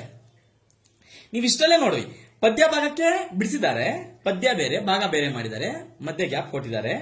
ಇಲ್ಲಿ ನೋಡಿದ್ರೆ ಮಧ್ಯೆ ಗ್ಯಾಪ್ ಕೊಟ್ಟಿಲ್ಲ, ಒಂದೇ ಪದ ಮಾಡಿದ್ದಾರೆ. ಹಾಗಾದ್ರೆ ಇಲ್ಲೇ ಮಕ್ಕಳು ಪ್ರಶ್ನೆ ಕೇಳ್ತಕ್ಕಂಥದ್ದು ಬಂದ್ಬಿಡುತ್ತೆ. ಹಾಗಾದ್ರೆ ಏನು ಉತ್ತರ ಕೊಡಬೇಕು? ಹಾಗಾದ್ರೆ ಎಲ್ಲಿ ಬಿಡಿಸಿ ಬರಿಬೇಕು, ಎಲ್ಲಿ ಕೂಡಿಸಿ ಬರಿಬೇಕು ಅನ್ನೋದು ದೊಡ್ಡ ಗೊಂದಲ ಆಗ್ಬಿಡ್ತು. ಅವಾಗ ನಮ್ಮ ಮಕ್ಕಳಿಗೆ ಹೇಳಿದೆ, ಇಲ್ಲ ಕೆಲವೊಂದು ಪದಗಳನ್ನ ಬಿಡಿಸಿ ಬರಿಬೇಕು, ಇನ್ ಕೆಲವು ಪದಗಳನ್ನ ಕೂಡಿಸಿ ಬರಬೇಕು. ಸರ್ ಹೇಗೆ ಐಡೆಂಟಿಫೈ ಮಾಡ್ಬೇಕಾಗ ನಾವು, ಹೇಗೆ ನಾವು ತಿಳ್ಕೋಬೇಕು ಅಂದಾಗ ನಾನು ಕೆಲವು ಹೇಳಿದ್ದೀನಿ. ಇದಕ್ಕೆ ಹೊಂದ್ಕೊಂಡಿದ್ರೆ, ಈ ಪದ ಇದಕ್ಕೆ ಹೊಂದ್ಕೊಂಡಿದ್ರೆ ಸಾಮಾನ್ಯವಾಗಿ ಅದನ್ನ ನೀವು ಕೂಡಿಸೇ ಬರೆದ್ಬಿಡಿ ಅಂತ ಹೇಳಿದೆ. ನಾನು ಎಕ್ಸಾಂಪಲ್ ಕೊಟ್ಟೆ ಮಕ್ಕಳಿಗೆ, ಹೀಗೆ ಬರಿಬೇಕು ಅಂತ. ಪದ್ಯ ಭಾಗ ಕೂಡಿಸಿದೆ, ಸಂಗೊಳ್ಳಿ ರಾಯಣ್ಣ ಒಂದೇ ಪದ ಮಾಡಿದ್ರೆ ತಪ್ಪೇನಿಲ್ಲ. ಸರ್ ಬಿಡಿಸಿ ಬರೆದಾರಲ್ಲ, ಅದು ತಪ್ಪು ಅಂತ ಹೇಳಲ್ಲ, ಸಂಗೊಳ್ಳಿ ರಾಯಣ್ಣ. ಆದ್ರೆ ಸರಿಯಾದ ಉತ್ತರ ಅಂದ್ರೆ ಇದೆ. ಈ ಬಿಡಿಸ್ಬಾರ್ದಾಗ ಹೇಳ್ಬೇಕಲ್ಲ ಮತ್ತೆ ಯಾಕೆ ಬರ್ತಾರೆ ಅಂತ. ಅದು ಆಕ್ಚುಲಿ ನೋಡಿದ್ರೆ ಅದಕ್ಕೆ ಹೊಂದ್ಕೊಂಡಿದ್ರೆ ಅದೇ ಪದ ಬರೀಬೇಕು. ಇಲ್ಲಿ ನೋಡಿ ಲೋಪ ಸಂಧಿ ಹೇಗೆ ಬಿಡಿಸ್ಕೊಂತೀರಾ ಇದನ್ನ? ಒಂದು ನಾನು ನೋಡಿದೀನಿ, ಹಿಂಗೆ ಪಠ್ಯ ಪುಸ್ತಕದಲ್ಲೂ ತೋರಿಸ್ತೀನಿ, ಬೇಕಾದ್ರೆ ನಮಗೆ ತೋರಿಸ್ತೀನಿ. ಲೋಪ ಸಂಧಿ ಆಕ್ಚುಲಿ ಹೀಗೆ ಬರೆಯೋ ಹಾಗಿಲ್ಲ. ಅದನ್ನ ಲೋಪ ಸಂಧಿ ಅಂತಕ್ಕಂಥದ್ದನ್ನ ಕೂಡ್ಸೇ ಬರೀಬೇಕು, ಬಿಡಿಸಿ ಬರೀ ಕೂಡುದು. ಅದು ತಪ್ಪದು. ಬಿಡಿಸಿ ಬರೀತಕ್ಕಂಥದ್ದು ದೊಡ್ಡ ತಪ್ಪದು. ನಾನು ಬಹಳ ಸರಿ ನೋಡಿದೀವಿ ಅದನ್ನ. ಆ ರೀತಿ ಆಗಿರ್ತಕ್ಕಂಥದ್ದು ಮಕ್ಕಳಿಗೆ ಬಹಳ ಗೊಂದಲವನ್ನ ಉಂಟು ಮಾಡತಕ್ಕಂಥದ್ದು.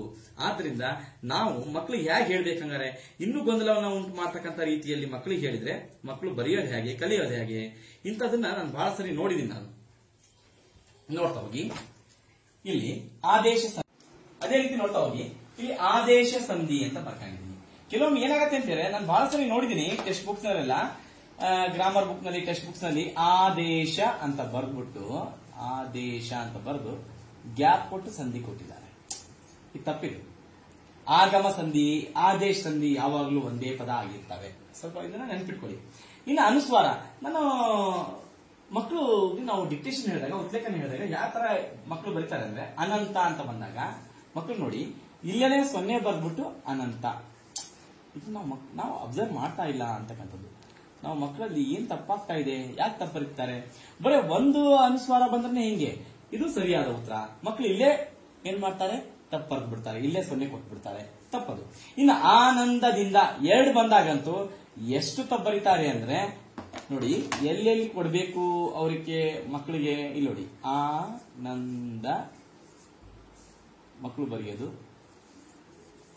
ಈ ತರನು ಬರೀತಾರೆ. ಸೊ ಈ ತರ ತಪ್ಪು ಆಗಬಾರ್ದು. ಅದಕ್ಕೋಸ್ಕರ ಬಹಳ ಹುಷಾರಾಗಿ ಮಕ್ಕಳಿಗೆ ಈ ಅನುಸ್ವಾರ ಬಂದಾಗ ಯಾವ ರೀತಿ ಬರಿಬೇಕು ಅನ್ನೋದನ್ನ ಹೇಳ್ಕೊಡ್ಬೇಕು. ಇನ್ನ ವ್ಯಂಜನದಿಂದ ಕೊನೆಗೊಳ್ಳುವ ಪದಗಳು, ರಾಜಕುಮಾರ್ ಅಂತ ಅಂದಾಗ ನೋಡಿ, ರಾಜ್ಕುಮಾರ್ ಕೊನೆ ಪದ ಯಾವಾಗ್ಲೂ ರಾಜ್ಕುಮಾರ್ ಬರಿಬೇಕಾದ್ರೆ, ರಾಜಕುಮಾರ್ ಬರಿಬೇಕಾದ್ರೆ ಮಕ್ಕಳು ಏನ್ ಮಾಡ್ತಾರೆ, ಹಿಂಗೆ ಬರೀತಾರೆ. ಮಕ್ಕಳಿಗೆ ಹೇಳ್ಕೊಡ್ಬೇಕು. ರಾಜ್ಕುಮಾರ್ ವ್ಯಂಜನ ಅರ್ಧ, ಅಲ್ಲಿ ಸ್ವರ ಇಲ್ಲ. ಶಂಕರ್, ಬೀದರ್ ಯಾವಾಗ್ಲೂ ಅಷ್ಟೇ, ಬೀದಾರ ಬರಲ್ಲ, ಬೀದಾರ ಅಂತ ಹೇಳಿ ಬರತ್ತೆ, ತಪ್ಪಿದು. ಬೀದರ್ ಹೀಗೆ ಬರಿಬೇಕು. ಈ ರೀತಿ ವ್ಯಂಜನದಿಂದ ಕೊನೆಗೊಳ್ತಕ್ಕಂತಹ ಪದಗಳು ಅಂತ ಹೇಳಿ ನಾವು ಮಕ್ಕಳಿಗೆ ಹೇಳ್ಕೊಡ್ಬೇಕು. ಇದು ಮಕ್ಕಳಿಗೆ ಬರೀಲಿಕ್ಕೆ ಬರಲ್ಲ. ನಾನು ಬಹಳ ಮಕ್ಕಳು ನೋಡಿದೀನಿ. ಇನ್ನು ಮಕ್ಕಳು ಸಾಮಾನ್ಯವಾಗಿ ಎಲ್ಲಿ ತಪ್ಪು ಮಾಡ್ತಾರೆ, ಬಹಳ ಅಕ್ಷರಗಳಲ್ಲಿ ತಪ್ಪಾಗ್ತಕ್ಕಂಥದ್ದು ಬಹಳ ಪ್ರಾರಂಭದಲ್ಲೇ LKG UKG 1ನೇ ಕ್ಲಾಸ್ ನೋಡಿ, ಈ ಡಿ ಮತ್ತೆ ಈ ಡಿ ಮಕ್ಕಳಲ್ಲಿ ದೊಡ್ಡ ಸಮಸ್ಯೆ ಆಗಿದೆ. ಈ ಡಿ ಮತ್ತೆ ಡಿ ಒಂದೇ ತರ ಬಂದ್ಬಿಡ್ತವೆ. ನೀವು ಡಿ ಹೇಳಿದ್ರೆ ಡಿ ಬರೀತಾರೆ, ನೀವು ಡಿ ಹೇಳಿದ್ರೆ ಡಿ ಬರೀತಾರೆ. ಒಂದು ಕರೆಕ್ಟ್ ಆಗಿ ಕೇಳಿಸ್ಕೊಳ್ಬೇಕು ಮಕ್ಕಳು. ಎರಡನೇದ್ದು ಕರೆಕ್ಟ್ ಆಗಿ ಕೇಳಿಸೋ ಹಾಗೆ ನಾವ್ ಹೇಳ್ಬೇಕು ಮಕ್ಕಳಿಗೆ. ಮತ್ತೆ ಇದಕ್ಕೂ ಇದಕ್ಕೆ ಏನ್ ಡಿಫ್ರೆನ್ಸ್, ಏನ್ ವ್ಯತ್ಯಾಸ ಮಕ್ಕಳಿಗೆ ನಾವು ಹೇಳ್ಕೊಡ್ಬೇಕು. ಇದು ಒಂದಾಗಿರ್ಬೋದು. ಆಕಾರ ಮತ್ತೆ ಹಾಕಾರ, ಆಕಾರ ಮತ್ತೆ ಹಾಕಾರ, ಇದು ಒಂದು. ಮತ್ತೆ ಈ ನಾ ಮತ್ತೆ ನ, ಇದು ತಪ್ಪು ಬರೀತಾರೆ. ಈ ರೀತಿ ಮಕ್ಕಳು ತಪ್ಪು ಬರೆಯೋದನ್ನು ನೋಡ್ಬೇಕು. ಇನ್ನೊಂದು ನಾನು ಬಹಳ ಗಮನಿಸಿದೆ, ಮೊನ್ನೆ ಒಂದ್ ಮಗುಗೆ ಸುಮ್ಮನೆ ನೋಟ್ಸ್ ನೋಡಿದಾಗ ಹೆಂಗಿತ್ತಪ್ಪ ಅಂದ್ರೆ ಮೊದಲಾದುವು ಅಂತ ಇತ್ತು. ಮಗು ಹೆಂಗ್ ಬರ್ತೀವಿಲ್ಲ ಹಿಂಗ್ ಬರ್ಬೋದು. ಇದು ಮೊದಲಾದುವು ಕೆಲವೊಂದ್ಸರಿ ಏನ್ ಮಾಡ್ತವೆ, ಇಲ್ಲಿಂದ ಸ್ಟಾರ್ಟ್ ಮಾಡ್ತವೆ. ಇದು ತಪ್ಪೆ. ಯಾವಾಗ ಎಲ್ಲಿಂದ ಮಾಡ್ಬೇಕು, ಹೂ ಹೇಗೆ ಬರಿಬೇಕು ಮಕ್ಕಳಿಗೆ ನಾವು ಹೇಳ್ಕೊಡ್ಬೇಕು. ಇದು ಹೂ ಅಂತ ಇಲ್ಲಿಂದಾನೇ ತಗೋಬೇಕು ಮಗು. ಮೊದಲಾದುವು ಅಂದಾಗ ಮಾತ್ರ ಅರ್ಥ ಬರುತ್ತೆ. ನೀವ್ ಹಿಂಗ್ ತಗೊಂಡ್ಬಿಟ್ರೆ ಇಲ್ಲಿಂದ ಮಗು ತಗೋತಾ ಇದೆ ಅಂದ್ರೆ ಅದು ತಪ್ಪು. ಮಾ ಬರ್ದಂಗ್ ಬರೀತಾರೆ ಮಕ್ಕಳು, ಮಾ ಆಗ್ಬಿಡತ್ತೆ. ಅದಕ್ಕೋಸ್ಕರ ಎಲ್ಲೆಲ್ಲಿ ತಪ್ಪು ಬರೀತಾರೆ ನೋಡ್ಕೊಂಡ್ಬಿಟ್ಟು ನಾವು ಕರೆಕ್ಟ್ ಆಗಿ ಹೇಳ್ಕೊಡ್ಬೇಕು ಮಕ್ಕಳಿಗೆ. ಇನ್ನೊಂದು, ಕನ್ನಡ ಅಂಕೆಗಳು ಮಕ್ಕಳಿಗೆ ಬಹಳ ಕಷ್ಟ ಆಗ್ತದೆ. ಟೆಕ್ಸ್ಟ್ ಬುಕ್ ಓದ್ಬೇಕಾದ್ರೆ ಕನ್ನಡ ಮೀಡಿಯಂ ಮಕ್ಕಳು ಬಹಳ ಬೇಗ ಓದ್ಬಿಡ್ತಾರೆ. ಆದ್ರೆ ಆಂಗ್ಲ ಭಾಷೆಯಲ್ಲಿ ಇಂಗ್ಲಿಷ್ ಮೀಡಿಯಂ ಅಲ್ಲಿ ಓದ್ತಕ್ಕಂಥ ಮಕ್ಕಳು ಟೆಕ್ಸ್ಟ್ ಬುಕ್ ಓದ್ಬೇಕಾದ್ರೆ ಕನ್ನಡ ಸಂಖ್ಯೆಗಳು ಬಂದ ಸಾಕು ಅಲ್ಲೇ ಸ್ಟಕ್ ಆಗ್ಬಿಡ್ತಾರೆ, ಅಲ್ಲೇ ನಿಲ್ಲಿಸ್ಬಿಡ್ತಾರೆ. ಅವ್ರು ಬಹಳ ಯೋಚನೆ ಮಾಡಿ ಅದು ಸರಿಯಾಗಿ ಓದಿದ್ರೆ ಓದ್ಬೋದು, ಅಥವಾ ಅಷ್ಟೇ ನಿಲ್ಲಿಸ್ಬಿಡ್ಬೋದು, ತಪ್ಪು ಓದ್ಬೋದು. ಯಾಕಂದ್ರೆ ಯಾಕಿಂದ ಆಗ್ತಾರೆ ಅಂತಾರೆ, ಅವ್ರು ಎಲ್ಲಾ ಭಾಷೆಗಳಲ್ಲೂ ಅಥವಾ ಎಲ್ಲಾ ವಿಷಯಗಳಲ್ಲೂ ಬರೀಬೇಕಾದ್ರೆ ಇಂಗ್ಲಿಷ್ ಅಂಕೆಗಳಿಂದ ಬಳಸ್ತಾರೆ. ಹಾಗಾದ್ರೆ ಯಾಕೆ ಮಕ್ಕಳು ಯಾವಾಗ ಇದು ಬಹಳ ಈಸಿ ಆಗುತ್ತೆ, ಸುಲಭ ಆಗುತ್ತೆ ಮಕ್ಕಳಿಗೆ ಅಂದಾಗ ಅವ್ರಿಗೆ ಹೇಳಿ, ಪ್ರತಿದಿನ ನೋಟ್ಸ್ ನಲ್ಲಿ ದಿನಾಂಕವನ್ನ ಕನ್ನಡದಲ್ಲೇ ಹಾಕಕ್ ಹೇಳಿ, ಕನ್ನಡದಲ್ಲೇ ಬರೀಲಿಕ್ಕೆ ಹೇಳಿ. ಇವತ್ತು 5 ತಾರೀಕು ಅಂದ್ರೆ 5/11/2021 ಅಂತ ಕನ್ನಡದಲ್ಲೇ ಮಕ್ಕಳು ಬರೀಲಿ. ಇದನ್ನ ಪ್ರತಿದಿನ ಹಿಂಗ್ ಪ್ರಾಕ್ಟೀಸ್ ಮಾಡ್ಕೊಂಡ್ರೆ ಬಹಳ ಬೇಗ ಐಡೆಂಟಿಫೈ ಮಾಡ್ತಾರೆ, ಬಹಳ ಬೇಗ ಓದೋದನ್ನ ಕಲಿತಾರೆ, ನೆನಪು ಇರುತ್ತೆ. ಅದಕ್ಕೋಸ್ಕರ ದಿನಾಂಕವನ್ನ ಡೇಟ್ ಹಾಕ್ಬೇಕಾದ್ರೆ ಕನ್ನಡದಲ್ಲೇ ಹಾಕ್ಲಿಕ್ಕೆ ಹೇಳಿ ಮಕ್ಕಳಿಗೆ. ಇದು ರೂಢಿ ಮಾಡ್ಕೊಂಡ್ರೆ ಮಕ್ಕಳಿಗೆ ಯಾವ ತಪ್ಪು ಆಗಲ್ಲ. ನಾನು ಒಂದು ಮಾತು ಹೇಳಲಿಕ್ಕೆ ಇಷ್ಟಪಡ್ತೀನಿ, ವಿದ್ಯಾರ್ಥಿಗಳೇ, ವೀಕ್ಷಕರೇ ಮತ್ತೆ ಪೋಷಕರೇ. ಕನ್ನಡ ಭಾಷೆಯಲ್ಲಿ ಮಗು ಸರಿಯಾಗಿ ಕಲಿತು ಅಂದ್ರೆ ಅದು ಎಲ್ಲಾ ಭಾಷೆಯನ್ನ ಕಲಿತಕ್ಕಂಥ ಸಾಮರ್ಥ್ಯ ಮಗುಗಿದೆ ಅಂತ ಅರ್ಥ. ಸಾಮಾನ್ಯ ನಾವು ಇಂಗ್ಲಿಷ್ ಬರಿಬೇಕಾದ್ರೆ ಮಕ್ಕಳು ಬಹಳ ಸರಾಗವಾಗಿ ಬರ್ಕಂತ ಹೊಂಟ್ಬಿಡ್ತಾರೆ, ಬಹಳ ಸುಲಭ, ಹಂಗೆ ಜಾಯಿಂಟ್ ಲೈಟರ್ ಹಂಗೆ ಮುಂದಕ್ಕೆ ಹೋಗ್ತಿರ್ತಾರೆ. ಬಟ್ ಕನ್ನಡ ಹಂಗಲ್ಲ ನೋಡಿ. ಬರಿಬೇಕಾದ್ರೆ ಮೇಲೆ ಹೋಗ್ಬೇಕು, ಕೆಲವೊಮ್ಮೆ ಕೆಳಗೆ ಬರಬೇಕು, ಕೆಲವೊಮ್ಮೆ ಹಿಂದಕ್ಕೆ ಬರಬೇಕು, ಒತ್ತಕ್ಷರ ಕೊಟ್ಬಿಟ್ಟು ಹೋಗ್ಬೇಕು ಮುಂದಕ್ಕೆ. ಬಹಳ ಸಮಸ್ಯೆ ಅಂದ್ರೆ ಅರ್ಥ ಅದರಲ್ಲಿ ಕಲಿಯೋದು ಬಹಳ ಇದೆ ಅಂತ ಅರ್ಥ. ಆ ಒಂದು ಭಾಷೆನ ಕನ್ನಡವನ್ನ ಸರಿಯಾಗಿ ಕಲಿಸ್ಬಿಟ್ರೆ ಬಹಳ ಸುಲಭ. ಅದು ನಾವು ಹೇಳ್ಕೊಡ್ತಕ್ಕಂಥ ರೀತಿ ಸರಿ ಇದೆನೋ ಅಥವಾ ಅವರು ಕಲಿತಕ್ಕಂಥ ರೀತಿ ಬಹಳ ನಿಧಾನವಾಗಿದೆನೋ ಅದು ನಾವು ಅರ್ಥ ಮಾಡ್ಕೊಂಡು ಮಕ್ಕಳಿಗೆ ಕಲಿಸಬೇಕು. ಕನ್ನಡ ಭಾಷೆಯಲ್ಲಿ ಸರಿಯಾಗಿ ಓದ್ಲಿಕ್ಕೆ ಬಂತು ಅಂದ್ರೆ, ಕನ್ನಡ ಭಾಷೆಯನ್ನ ತಪ್ಪಿದ್ದಂಗೆ ಬರೀಲಿಕ್ಕೆ ಬಂತು ಅಂದ್ರೆ ಆ ಮಗು ಎಲ್ಲಾ ಭಾಷೆಗಳನ್ನ ಕಲಿತಕ್ಕಂಥ ಅರ್ಹತೆ ಸಾಮರ್ಥ್ಯ ಆ ಮಗುಗಿದೆ ಅಂತಕ್ಕಂಥ ಅಭಿಪ್ರಾಯ ನಂದು. ಅದಕ್ಕೋಸ್ಕರ ಒಂದು ಭಾಷೆನ, ಅದರಲ್ಲೂ ನಮ್ಮ ಭಾಷೆಯನ್ನ, ಕನ್ನಡ ಭಾಷೆನ ಸರಿಯಾಗಿ ಕಲ್ತು ಬಿಡ್ಬೇಕು ಮಗು. ಅವಾಗ ಆ ಮಗು ಬಹಳ ಸುಲಭ ಆಗತ್ತೆ, ಎಲ್ಲಾ ಭಾಷೆಯನ್ನು ಸುಲಭ ಕಲಿಯುತ್ತೆ ಅಂತಕ್ಕಂಥ ಅಭಿಪ್ರಾಯ ನಂದು. ಈ ರೀತಿ ಮಕ್ಕಳಲ್ಲಿ, ಅದಕ್ಕೋಸ್ಕರ ಮಕ್ಕಳಿಗೆ ಈ ರೀತಿ ತಪ್ಪುಗಳಾಗೋದನ್ನ ನೋಡ್ಕೋಬೇಕು. ಕೆಲವೊಮ್ಮೆ ನಾನು ನೋಡಿದೀನಿ, ಏನಾಗುತ್ತೆ ಅಂದ್ರೆ ಮಕ್ಕಳು ಇನಿಷಿಯಲ್ ಬರಿಬೇಕಾದ್ರೆ, ತಮ್ಮ ಹೆಸರನ್ನು ಬರಿಬೇಕಾದ್ರೆ ಹೆಸರು ಬರ್ಬಿಟ್ಟು ನೋಡಿ ಹೆಚ್ ಅಂತಿದ್ರೆ ಎ ಬರೀತಾರೆ, ಎಚ್ ಇದು ಇ ಎ ಬರೀತಾರೆ. ತಪ್ಪದು. ಮಕ್ಕಳಿಗೆ ಹೇಳ್ಬೇಕು ಉಚ್ಚಾರ ಹೆಚ್ ಹಿಂಗೆ. ಎಂ ಬರಿಬೇಕಾದ್ರೆ ಯಾ ಬರೀತಾರೆ, ಎಂ ಅಂತ. ಇದು ತಪ್ಪಿದು. ಎಂ ಎ ಎನ್ ಯಾ ಬರೀತಾರೆ. ಇದೀಗ ನಾವು ಬಹಳ ಗಮನಿಸ್ಬೇಕು. ನೀವು ಒಂದ್ಸರಿ ಮಕ್ಳಿಗೆ ಕಲ್ಸ್ಬಿಡಿ, ಅವ್ರಿಗೆ ಬಹಳ ನೆನಪಿರತ್ತೆ. ಒಂದ್ಸರಿ ತಪ್ಪನ್ನ ಎಲ್ಲಿ ತಪ್ಪು ಬರೀತಾರೆ ಗಮನಿಸಿ ನೋಡಿ, ಅದನ್ನ ತಿದ್ದಿ ಮಕ್ಳಿಗೆ ಹೇಳಿದಾಗ ಅವರು ಲೈಫ್ ಲಾಂಗ್ ಅದನ್ನ ತಪ್ಪು ಮಾಡಲ್ಲ ಅಂತಕ್ಕಂಥ ಒಂದು ಅಭಿಪ್ರಾಯ ನಂದು. ಅದಕ್ಕೋಸ್ಕರ ಮಕ್ಕಳ ಬರವಣಿಗೆಯಲ್ಲಿ ಇಷ್ಟೆಲ್ಲ ನಾವು ಗಮನ ಹರಿಸಿದ್ರೆ ಮಕ್ಕಳಿಗೆ ಕನ್ನಡ ಅಂತಕ್ಕಂಥದ್ದು ಬಹಳ ಸುಲಭ ಆಗುತ್ತೆ ಅಂತಕ್ಕಂಥದ್ದು ಇದು ಅರ್ಥ ಆಯ್ತು ಅಂದ್ಕೊಂಡೆ. ಇನ್ಮೇಲೆ ಯಾವ ತಪ್ಪು ಇಲ್ಲದಂಗೆ ಮಕ್ಕಳಿಗೆ ಹೇಳ್ಕೊಡ್ತಕ್ಕಂಥ ಪ್ರಯತ್ನವನ್ನು ಮಾಡೋಣ. ನಮಸ್ಕಾರ.